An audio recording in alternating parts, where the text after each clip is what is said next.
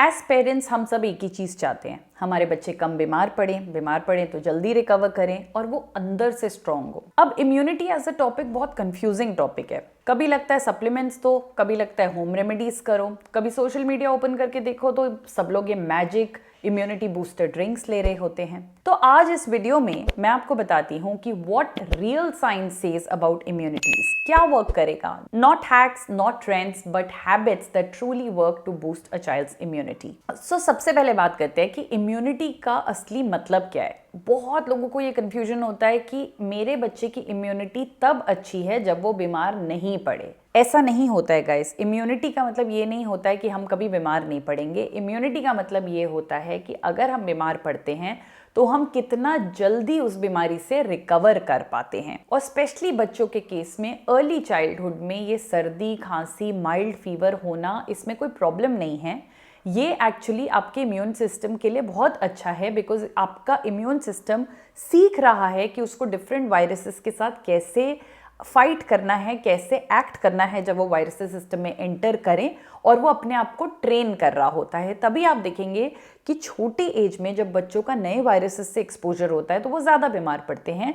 Same viruses का exposure जैसे जैसे बड़े होते जाते हैं तो वो बीमारी कम भी हो जाती है और हम उसको बेटर हैंडल भी कर पाते हैं। आप इम्यूनिटी को एक मसल की तरह सोचिए। अगर हम उसको चैलेंज नहीं करेंगे तो वो स्ट्रांग कैसे बनेगा। तो एज पेरेंट्स हमारा गोल ये नहीं है कि हमारा बच्चा कभी बीमार ना पड़े। हमारा गोल ये है कि अगर हमारा बच्चा बीमार पड़े तो वो उसको कैसे फाइट बेटर करे एंड रिकवर फास्ट करे।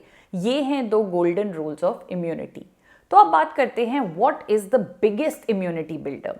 The biggest immunity builder is nutrition. और साइंस यहाँ पे बहुत क्लियर है। न्यूट्रिशन का मतलब सप्लीमेंट्स नहीं है, न्यूट्रिशन का मतलब है असली खाना। और असली खाने की बात करी जाए तो the most important nutrition for a child is protein. कहते हैं ना, proteins are the building blocks of a child's life. हमारा जो इम्यून सिस्टम है, हमारे जो इम्यून सेल्स हैं, वो प्रोटीन के ऊपर डिपेंडेंट होते हैं।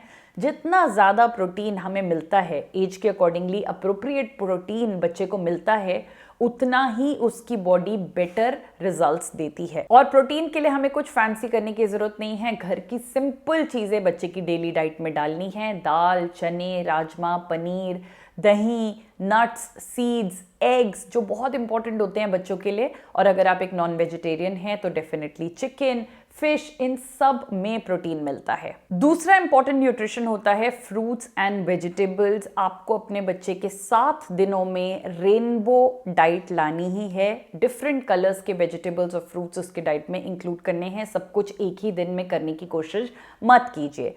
4 कलर्स यहाँ पे बहुत इंपॉर्टेंट रोल प्ले करते हैं, जिसमें सबसे पहले और सबका फेवरेट कलर होता है ग्रीन। तो anything green, specially spinach and broccoli, बच्चों के लिए बहुत ही ज्यादा अच्छी होती है। सेकेंड इंपॉर्टेंट कलर है ऑरेंज। तो हम बच्चों को ऑरेंजेस दें, ऑरेंज कैरेट दें, पंपकिन दें, इन सब से भी बहुत बेनिफिट मिलता है।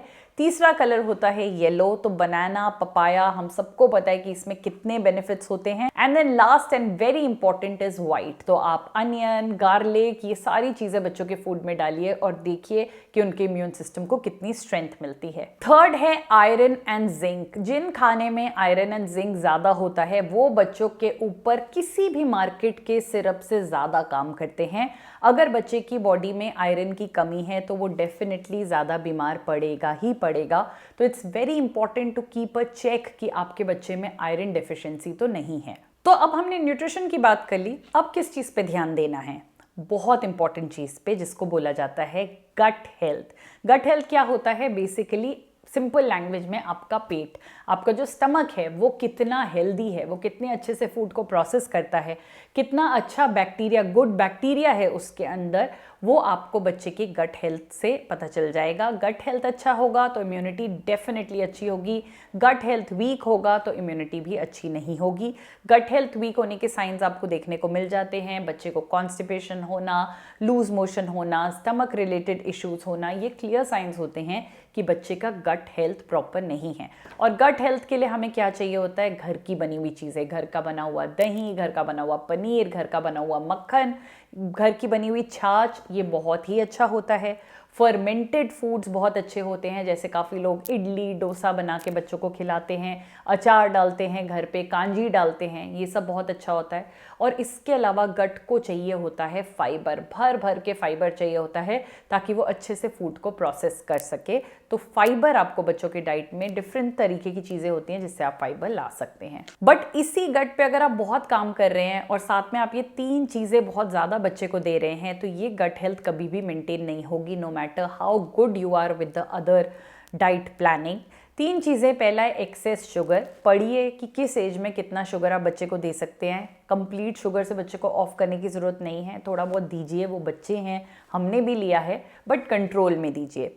दूसरा, पैकेज फूड, बहुत ज़्यादा package food, chips, cold drinks, आपके ये टेट्रा पैक्स, जूसेस, बाहर का दही, ये सब चीज़ें आप बच्चों को अवॉइड कराइए। इसको एज ट्रीट्स दीजिए, बैलेंस कीजिए इसको किसी न किसी हेल्दी चीज़ के साथ। और तीसरा और बहुत इंपॉर्टेंट है पेरेंट्स के, फ्रीक्वेंट यूज़ ऑफ एंटीबायोटिक्स। काफ़ी पेरेंट्स को आदत होती है कि बच्चे को हल्का सा कुछ हुआ, चलो एंटीबायोटिक दे देते हैं, इससे बच्चा ठीक हो जाएगा, क्योंकि पिछली बार उसको यही चीज़ काम करी थी। हम डॉक्टर के पास जाना भी ज़रूरी नहीं समझते हैं, ये बच्चे के लिए बहुत डेंजरस हो सकता है, बिकॉज एंटीबायोटिक पूरे गट को एकदम वॉश कर देती है। तो जो अच्छा बैक्टीरिया पेट में था, जिसको एंटीबायोटिक की एक्चुअल में ज़रूरत नहीं थी क्योंकि बीमारी वायरल रिलेटेड थी, बैक्टीरियल नहीं थी, उसको आपने ये दे के बिल्कुल ख़राब कर दिया है। तो आप नोटिस कीजिए, इसको कहीं पे नोट डाउन कीजिए कि आप साल में कितनी बार बच्चे को एंटीबायोटिक देते हैं, किस सिचुएशन में देते हैं, क्योंकि बहुत ज़्यादा एंटीबायोटिक देने का मतलब भी है कि आपके बच्चे का जो गट है वो स्ट्रांग नहीं होगा। सो गट हेल्थ की भी बात कर ली, किसी और चीज़ पे भी ध्यान देना है क्या? बहुत इंपॉर्टेंट चीज़ जो एक्चुअल में एक फ्री मेडिसिन है बट हम उसको सबसे कम यूज़ करते हैं, और वो है नींद। बच्चों के लिए नींद एक बहुत पावरफुल टूल है टू रीबिल्ड देयर इम्यूनिटी। हमारा इम्यून सिस्टम भी एक सिस्टम है जो कॉन्स्टेंटली काम कर रहा होता है, स्पेशली जब बीमार होता है तो काफ़ी ज़्यादा फाइट मोड में आ जाता है। अगर इसको प्रॉपर नींद दी जाए, प्रॉपर रेस्ट दिया जाए, तो ये अपने आप को रिपेयर भी करता है और रीसेट भी करता है। अगर कॉन्स्टेंटली हम इसको वर्क मोड पे रखेंगे तो ये भी एक दिन गिव अप कर देगा। ये साइंस कहता है कि जो बच्चे अपनी एज के अकॉर्डिंगली प्रॉपर स्लीप लेते हैं वो कम बीमार पड़ते हैं, उनके अंदर जनरल इश्यूज़ भी कम होते हैं compare to other kids.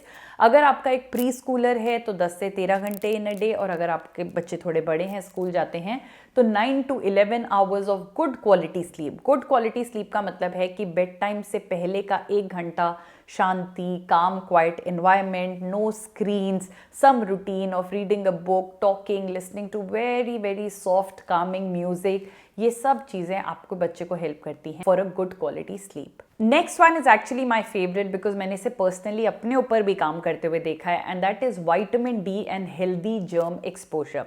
Vitamin D का डायरेक्ट कोरिलेशन है इम्यूनिटी से। जितना अच्छा बच्चे का विटामिन डी लेवल होगा उतनी ही उसकी इम्यूनिटी स्ट्रांग होगी। विटामिन डी देने के 2 तरीके होते हैं, एक है सन एक्सपोजर, जो पीक सन आवर्स हैं उसको अवॉइड करके सुबह एंड थोड़ा शाम के टाइम, प्रेफरेबली मॉर्निंग में आप बच्चे को सनलाइट एक्सपोजर दीजिए। सनलाइट एक्सपोजर से बच्चे की इम्यूनिटी में बहुत फ़र्क पड़ेगा, आप ये खुद देखेंगे। इसके अलावा आउटडोर प्ले करना, भागना, दौड़ना, कूदना, चीज़ों को पकड़ के हैंग करना, स्वेटिंग जितनी बच्चे की बॉडी में होती है वो भी उसके लिए बहुत अच्छा होता है। ये आउटडोर प्ले उसकी इम्यूनिटी पे बहुत अच्छा काम करता है। डॉक्टर्स भी कहते हैं कि अगर बच्चा बीमार है और अब उसमें थोड़ी सी एनर्जी आई है, वो थोड़ा बेटर फील कर रहा है, उसको बाहर जाने दीजिए, उसे थोड़ा खेल के आने दीजिए। खेल एक तरीका है देखने का कि बच्चा कितना अच्छे से रिकवर कर रहा है। और इसके अलावा parents don't aim for a germ free childhood. जो हमारे एनवायरनमेंट में ये जितने भी जर्म्स हैं उससे बच्चे का एक्सपोजर होना कुछ गलत नहीं है। उसे पार्क में, मिट्टी में खेलने दीजिए। ऑब्वियसली आपको उसको साथ में हाइजीन सिखाना है कि जब आप बाहर गंदे से खेल रहे हो तो उन्हीं हाथों से कुछ खाओ मत, उसको मुंह में मत डालो किसी चीज़ को। इन चीज़ों को आपको सिखाना है, बट चीज़ों को छूने नहीं देना, खेलने नहीं देना। नहीं, मेरा बच्चा तो इस चीज़ में, मिट्टी में नहीं खेलेगा, यहाँ पे ही हम उसकी नेचुरल इम्यूनिटी को टोटली डिस्ट्रॉय कर रहे हैं। एंड लास्ट जो क्वेश्चन आपके मन में होगा, सप्लीमेंट्स। सो गाइज, आइडियली अगर हम देखें, हम इंडिया में रहते हैं तो यहाँ पे विटामिन डी टिपिकली एक सप्लीमेंट है जो लेना लेना पड़ता है, बच्चों को भी बड़ों को भी। हम सबका विटामिन डी काफ़ी कम हो गया है।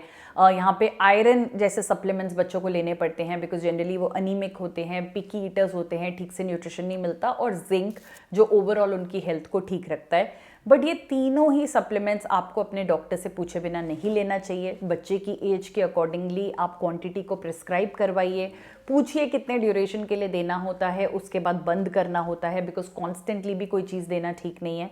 और इस तरीके से अगर आपको सप्लीमेंट देना भी पड़े तो डॉक्टर की गाइडेंस के अंडर ही उसे दीजिए। एंड कंक्लूजन में मैं यही बोलूँगी कि इम्यूनिटी एक हैबिट है, हम रोज़ जो करते हैं उसका असर हमें जब हम बीमार पड़ते हैं तब देखने को मिलता है कि हमने कितनी जल्दी रिकवर किया, फाइट बैक किया।